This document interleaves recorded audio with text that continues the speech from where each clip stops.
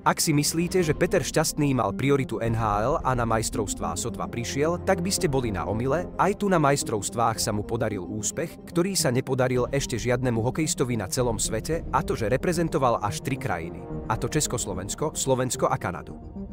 Ak nechápete, ako je to možné, idem vám to hneď vysvetliť.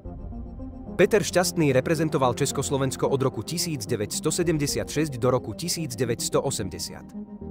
Avšak v týchto rokoch politická situácia v Československu nebola priaznivá.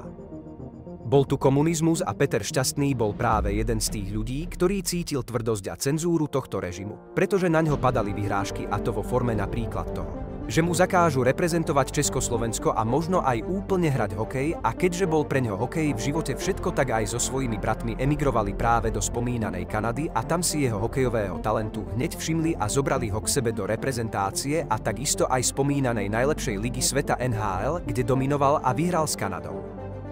Na kanadskom pohári 1. miesto. Následne pár rokov na to, keď v Československu komunistický režim padol, Peter Šťastný sa mohol vrátiť do jeho rodnej krajiny za rodinou. A aj keď mal možnosť naďalej reprezentovať Kanadu, rozhodol sa vrátiť na Slovensko a pomôcť Slovensku na majstrovstvách, keďže po rozpade Československa sme boli zaradení do najnižšej skupiny a potrebovali sme sa prebojovať znova hore do najlepšej. Tak sa aj stalo a pod kapitánskym vedením Petra Šťastného sme sa prebojovali ako samostatný štát medzi svetovú hokejovú elitu.